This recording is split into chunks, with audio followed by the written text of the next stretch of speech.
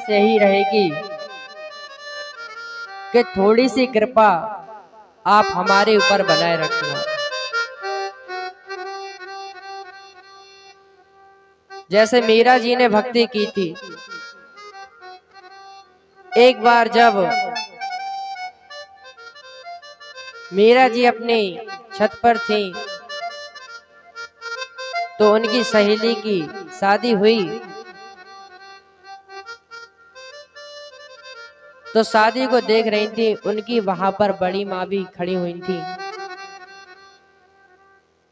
और जब मीरा देखती रही तो बोली, बड़ी माँ ऐसी मेरी शादी कब होगी? तो उनकी बड़ी माँ ने कह दिया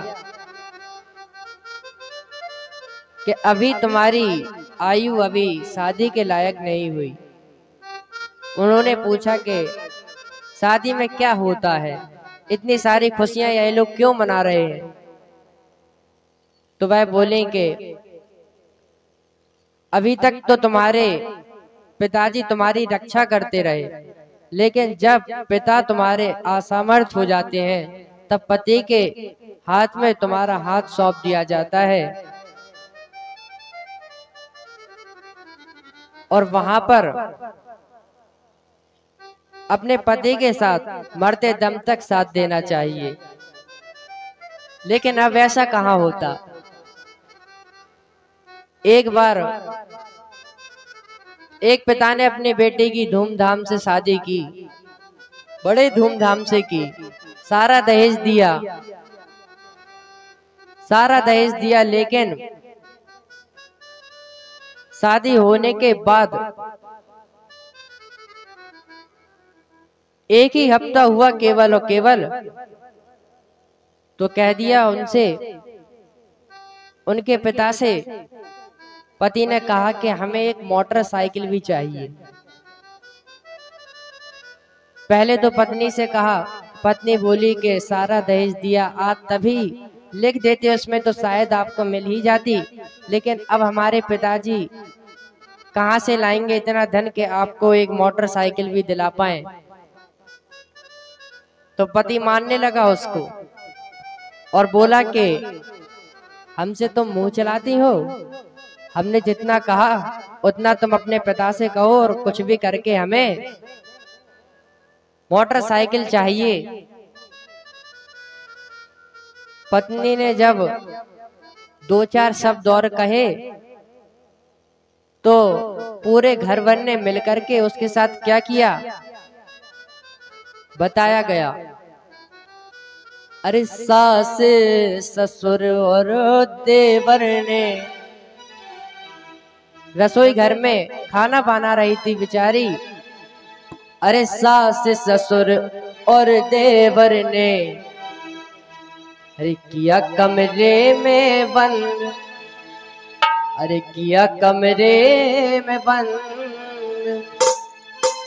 और मिट्टी की तेल की कट्टी लेकर, अरे मिट्टी की तेल की कट्टी लेकर आई छोटी नंद, और हाथ में दिया सलाई, अरे हाथ में दिया सलाई, पिया ने मेरे आग लगाई, हाथ में दिया सलाई, पिया ने मेरे आग लगाई। ओ हाथ में दिया सलाई, पिया ने मेरे आग लगाई।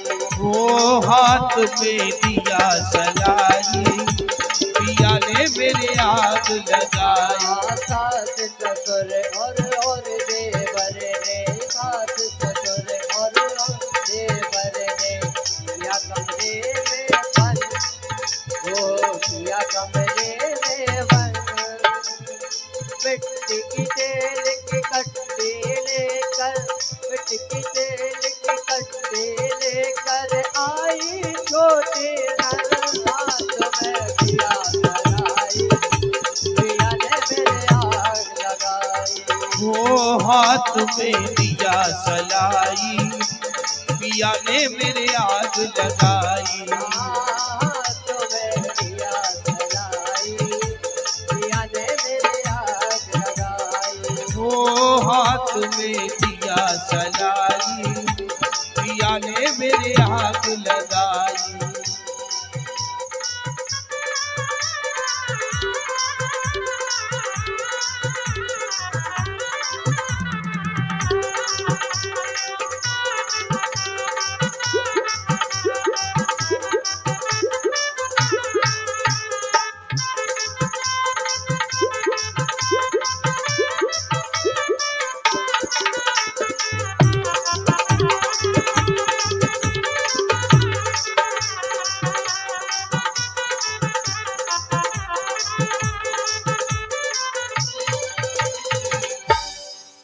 फिर उसके बाद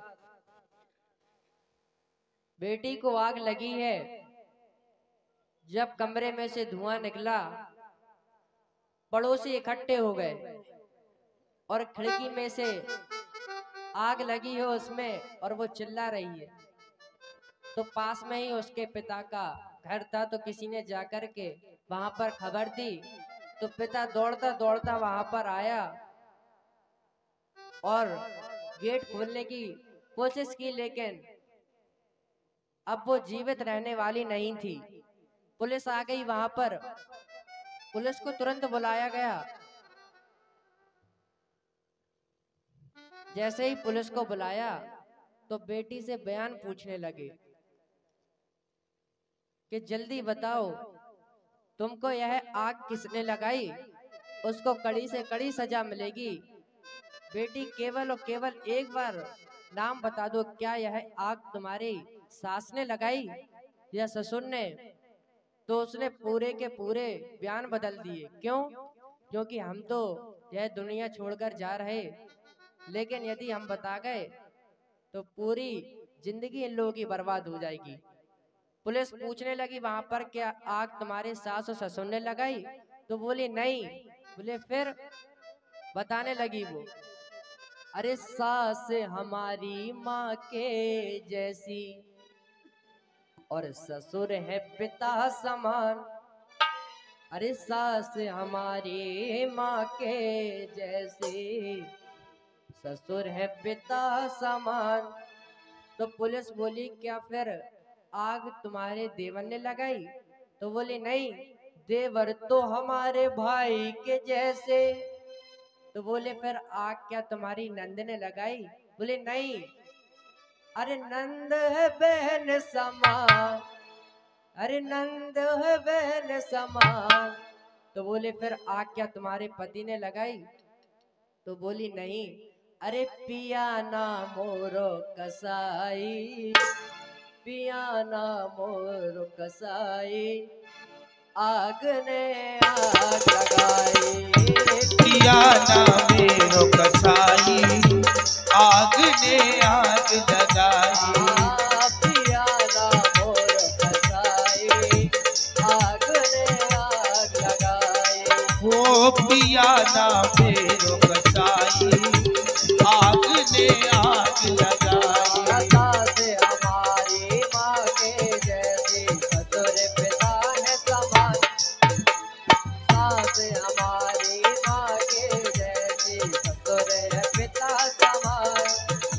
और देवर हमारे भाई के जैसे, देवर हमारे भाई के जैसे, नंद बहन समान, नंद बहन समान। पिया ना मोर कसाई, आग ने आग लगाई।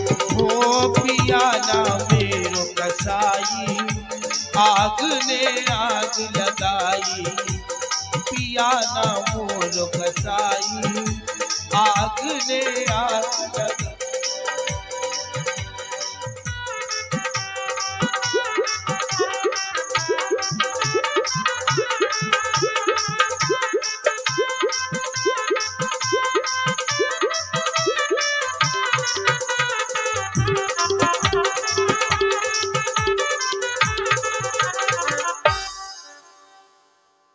उसने सारे के सारे बयान बदल दिए।